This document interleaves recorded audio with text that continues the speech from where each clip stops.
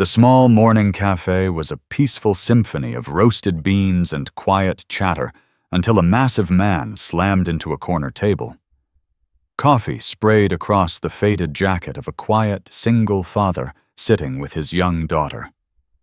The bully didn't apologize. He roared with laughter, shouting, "Watch it, old man!" A few customers snickered as the little girl gripped her father's hand in terror. The father wiped his chest, whispering, "It's okay, Lily." But as he looked up, his eyes shifted into a cold, tactical steel. Suddenly, the laughter in the room died mid-breath.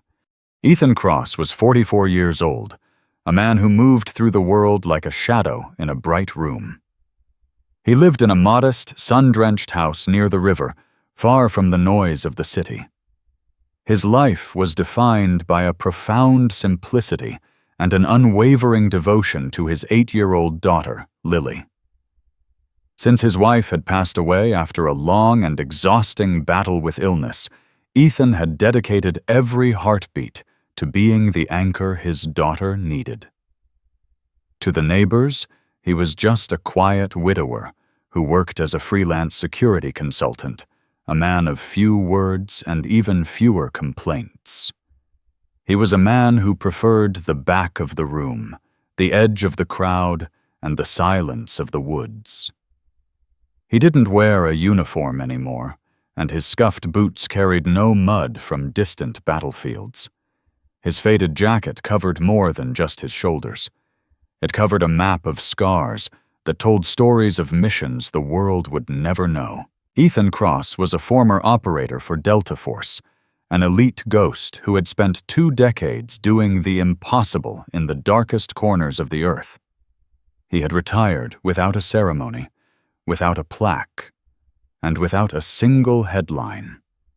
He had chosen a life of peace because he knew exactly how much blood it cost to maintain it. Every Saturday morning, he brought Lily to this specific cafe for a shared pastry and a moment of calm. He chose the corner table specifically to avoid being an obstacle, seeking only a normal breakfast for his child. Lily loved to draw, and Ethan always carried a small set of colored pencils in his pocket for her. He watched her sketch the trees outside, his heart full of a quiet contentment that no medal could ever provide. He had spent his life in the company of wolves, and he was perfectly happy spending his retirement in the company of a child. He could still smell the cordite and dust of foreign lands if he closed his eyes. But here, the scent of cinnamon and fresh yeast was his only reality. He had traded his rifle for a diaper bag years ago, then for school books and art supplies.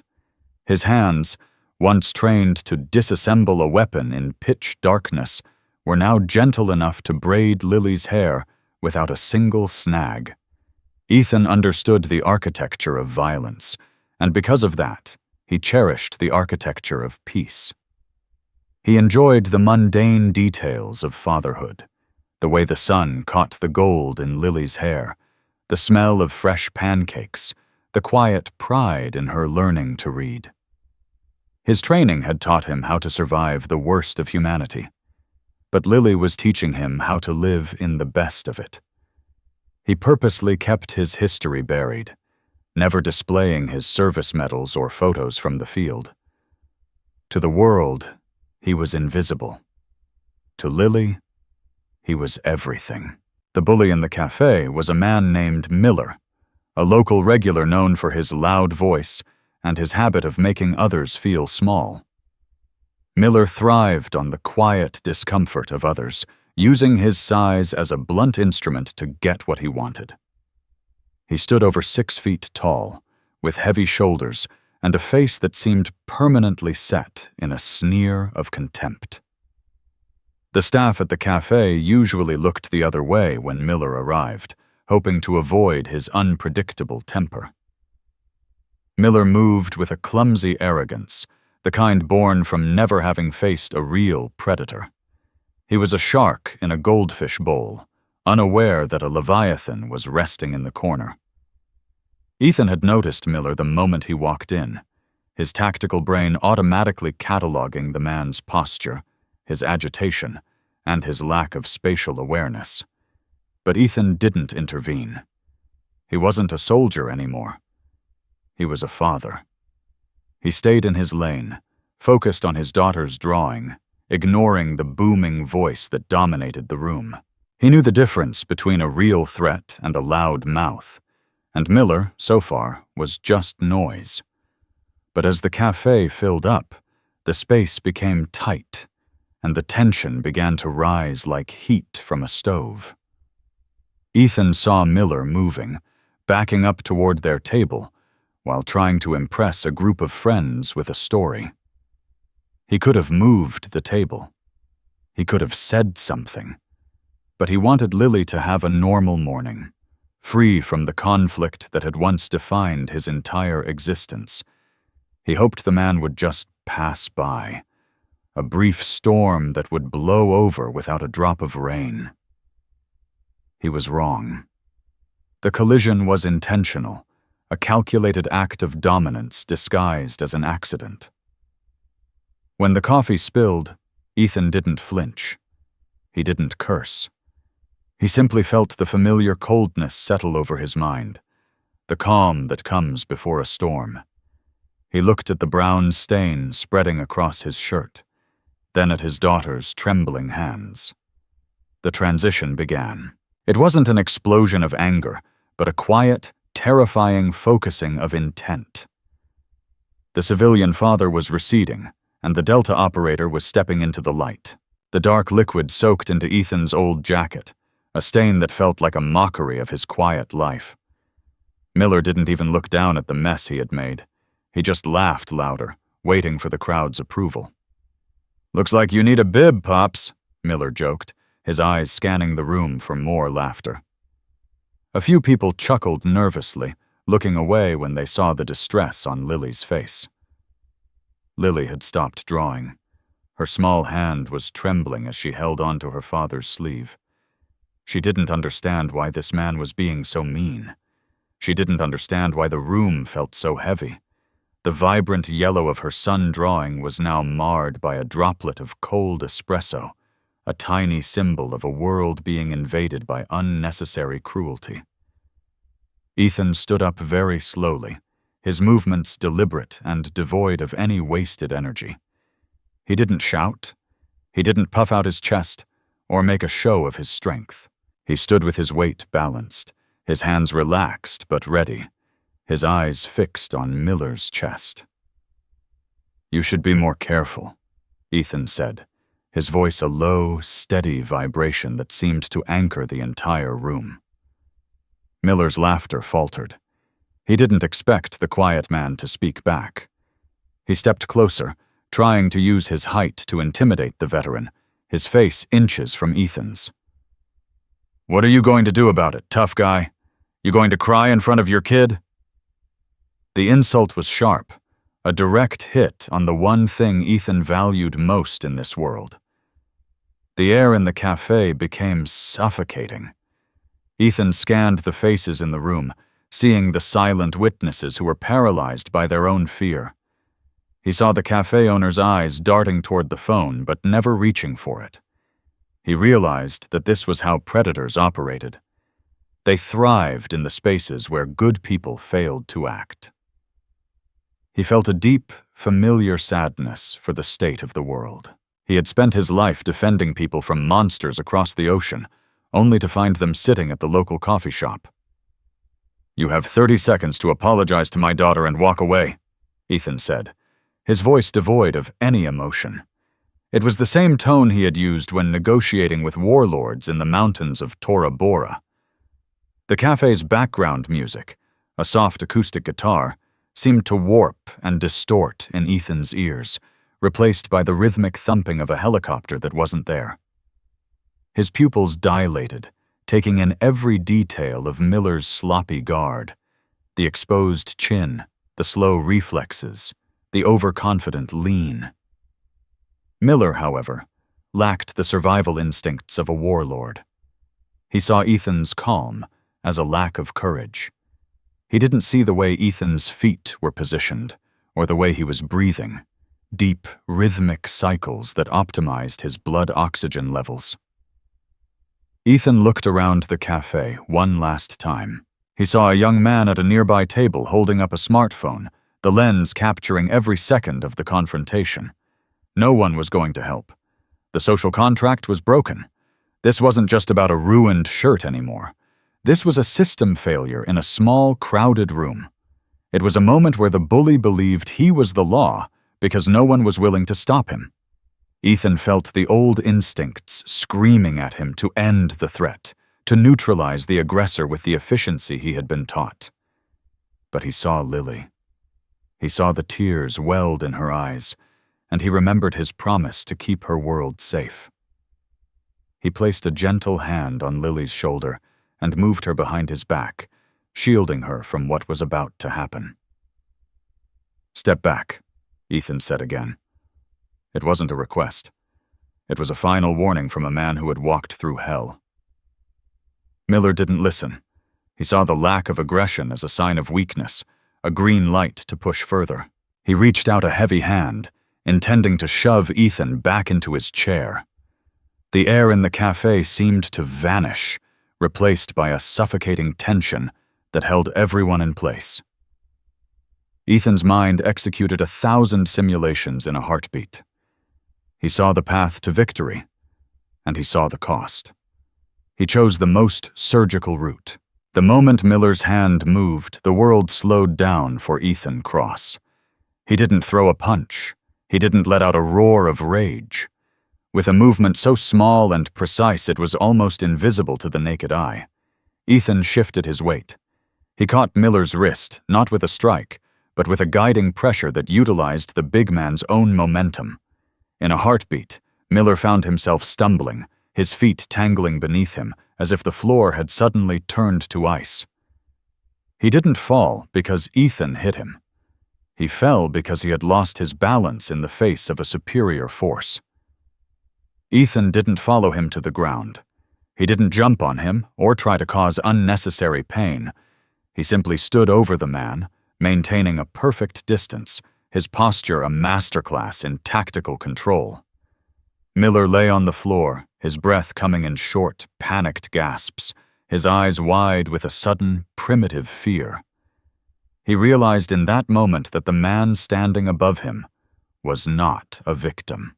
The cafe remained in a state of absolute, ringing silence. The only sound was the hum of the refrigerator and Miller's ragged breathing. Ethan looked down at him, not with hatred, but with a cold, clinical indifference that was far more terrifying. He had disassembled Miller's entire world in 2 seconds without causing a single bruise. This was the difference between a brawler and a professional. Ethan understood that true power isn't the ability to destroy, but the ability to stop destruction before it starts. There were no broken chairs. There were no shattered glasses. There was no chaos. Ethan had ended the fight before it had even truly begun, using exactly enough force to stop the threat, and not a fraction more. He had protected Lily's sightline, ensuring she didn't see a scene of violence, only a moment of corrected balance. He released his grip and stepped back, his hands returning to his sides in a gesture of non-aggression. He didn't shout insults. He didn't gloat over his victory. He simply waited for the next move, his mind a calm, analytical machine. Miller didn't get up. He just stared at the ceiling, his arrogance replaced by a hollow, shaking realization. He had just tried to bully a man who was made of iron and shadow. The power dynamic in the room had shifted so completely that it felt like the gravity had changed. People who had been laughing moments ago now looked at the floor, ashamed of their own cowardice. The young man with the phone lowered his hand, the recording forgotten. Ethan looked at the owner, then back at his daughter. He was still the same quiet father, but the mask had slipped just enough for everyone to see the wolf underneath. Lily reached out and took his hand, her touch grounding him, bringing him back from the cold edges of his training. He exhaled slowly, the tension leaving his frame as quickly as it had arrived. He didn't need to win. He only needed to protect. And in the silence of that cafe, the lesson was clear. True power doesn't need to scream to be heard. It was a silent declaration of sovereignty, a man who refused to be ruled by the chaos of others. A few minutes later, the sound of sirens cut through the morning air, and 2 police officers entered the cafe. They had been called by a witness who thought a riot was about to break out. One of the officers, a man with graying hair and a sharp, observant gaze, walked toward the center of the room. He saw Miller on the floor, and then he looked at Ethan Cross. The officer didn't see a regular citizen. He saw the way Ethan was standing. The slight bend in the knees, the position of the hands, the way his eyes never stopped scanning the room. It was a stance he had only seen in one place, at the highest levels of military training facilities. "Everything okay here?" the officer asked, his voice cautious and respectful. Ethan didn't say a word. He simply reached into his pocket and pulled out an old, laminated identification card. It didn't have a unit name. It didn't have a list of medals. It only had a name, a rank, and a specialized clearance code that made the officer's eyes widen in disbelief. The officer's hands shook slightly as he realized he was holding a document that technically shouldn't exist. He had heard rumors of operators who worked in the shadows, men who were the final line of defense for the nation. He looked at the quiet father in the coffee-stained jacket and felt a wave of profound humility. He realized that while the town was sleeping safely in their beds, men like Ethan Cross were out in the dark, doing the impossible. The officer looked at the card, then back at the man in the faded jacket. He realized he was standing in the presence of a legend, a man whose service records were likely buried in a vault at the Pentagon. "I understand, sir," the officer whispered, his tone changing from authority to deep, unspoken respect. He handed the card back with a slight nod, a silent acknowledgement between 2 men who knew what real service looked like. The second officer, younger and less experienced, started to ask for a statement, but the older veteran officer stopped him with a sharp look. "We have everything we need. Miller is the one under arrest." There were no handcuffs for Ethan. There was no aggressive questioning. Instead, the officers turned their attention to Miller, who was now trying to scramble to his feet, shouting about being attacked. "Save it," the older officer said firmly, placing a hand on Miller's shoulder. "We have witnesses, and we have eyes. You're coming with us for disorderly conduct." The crowd watched in stunned silence as the tough guy was led out in shame, while the quiet father remained. The officer lingered for a moment, looking at Ethan with a mix of awe and curiosity. "Where did you learn to do that?" he asked softly. Ethan simply picked up Lily's drawing and tucked it into his pocket. "I served," he said quietly. He didn't mention Delta Force. He didn't mention the missions. He didn't need to. The officer gave a crisp, subtle salute and walked away. The cafe began to breathe again, but the atmosphere was forever changed. The man in the corner was no longer just a widower. He was a guardian who had been hiding in plain sight. The owner of the cafe walked over to Ethan, his hands shaking as he held a fresh cup of coffee. "I'm so sorry, Mr. Cross," he stammered, his face red with embarrassment. "I should have stopped him. I should have done something. Please, your breakfast is on the house today. It's the least I can do." Ethan looked at the man, seeing the genuine regret in his eyes. He didn't harbor any ill will. He knew that most people weren't built for conflict, and he didn't expect them to be.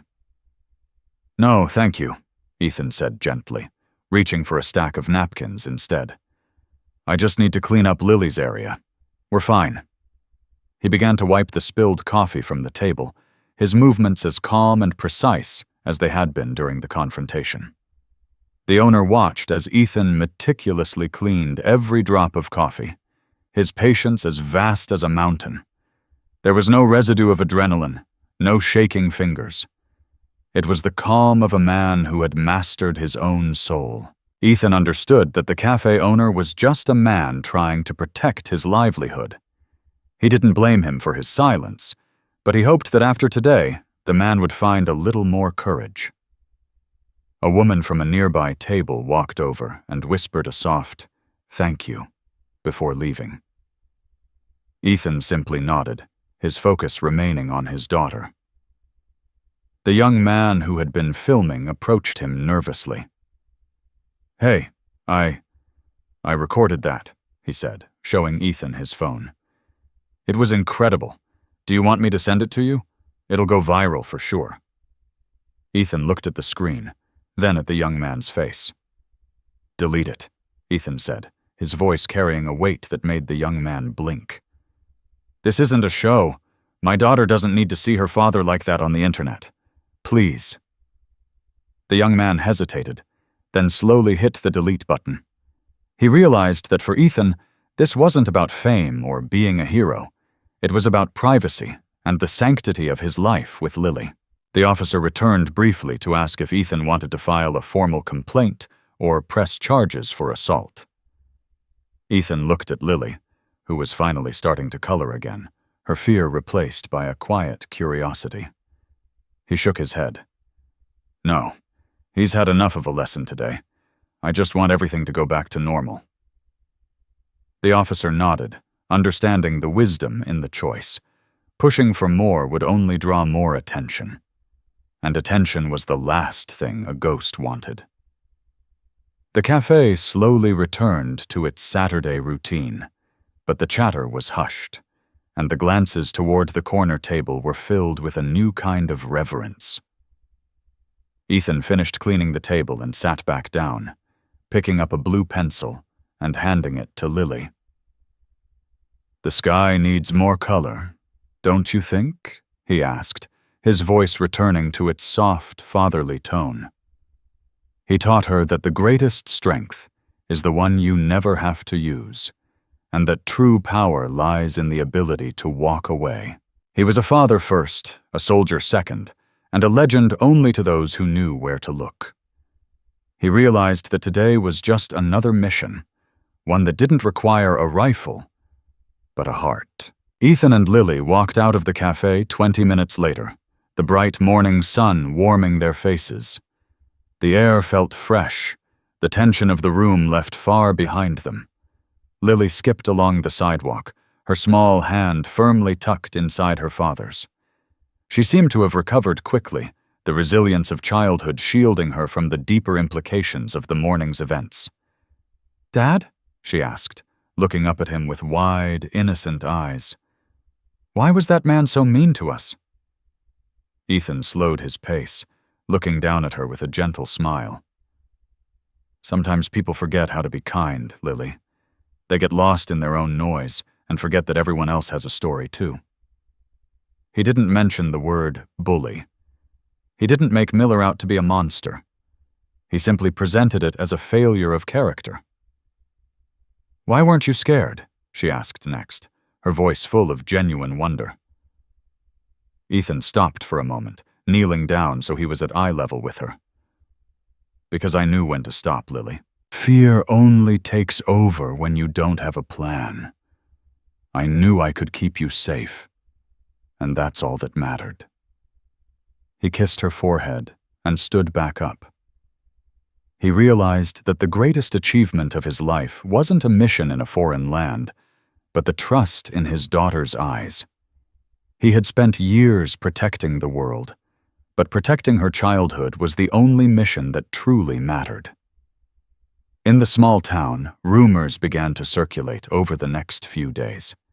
There were whispers of a mountain man who had taken down a giant with a single touch. There were stories of a secret agent living among them.